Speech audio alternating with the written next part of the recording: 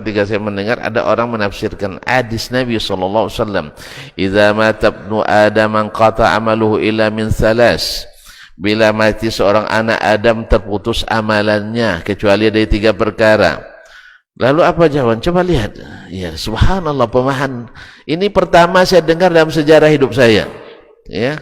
Selama saya belajar, hadis ini selalu dibaca orang dimanapun belajar, diulang-ulang oleh syekh kita, karena hadis ini sahih riwayat Muslim dan hadis ini penting.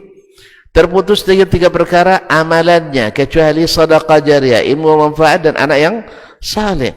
Coba lihat ya, subuhatnya yang terputus amal dia, amal orang tidak terputus untuk dia.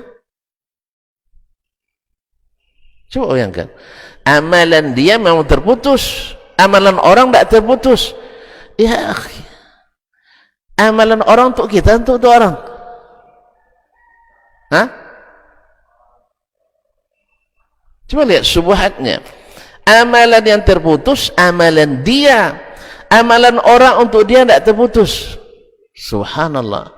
Ini sebanyak ini ulama yang saya baca, ini pertama saya dengar, atau mungkin saya terlambat baca. Saya lihat subuhatnya. Jadi orang nak baca, nak solat untuk dia masih mengalir, orang nak puasa untuk dia masih mengalir, orang nak nikah atas nama dia masih ya, semasa hidup aja amal orang bukan untuk kita. Jadi makanya Nabi tidak perlu menjelaskan terputus amal orang untuk dia, tidak perlu, karena memang wa allaisa lil insani illa ma sa'a. Manusia tak dapat kecuali apa yang dia kerjakan. Maka disebutlah dunia darul amal, adalah tempat beramal. Iza mata inqata'al amal, kalau mati terputus amal.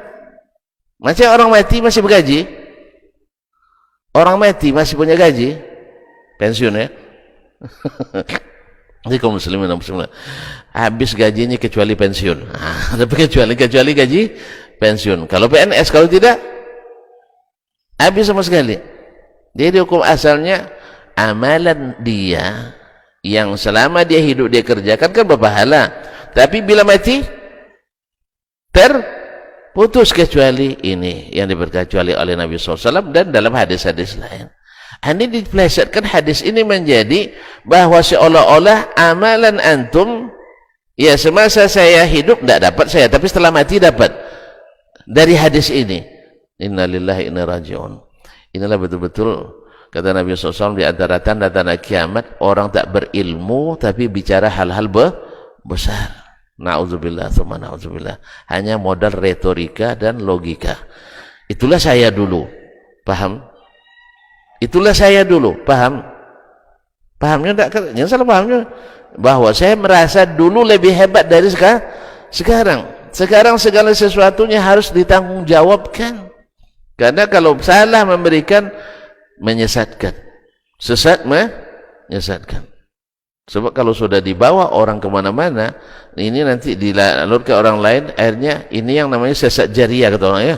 Jadi mengalir terus. Na'udzubillah, tsumma na'udzubillah. Itu kaum muslimin dan muslimat dirahmati Allah. Jadi orang yang tak berilmu tapi bicara urusan-urusan besar dalam agama. Na'udzubillah, tsumma na'udzubillah.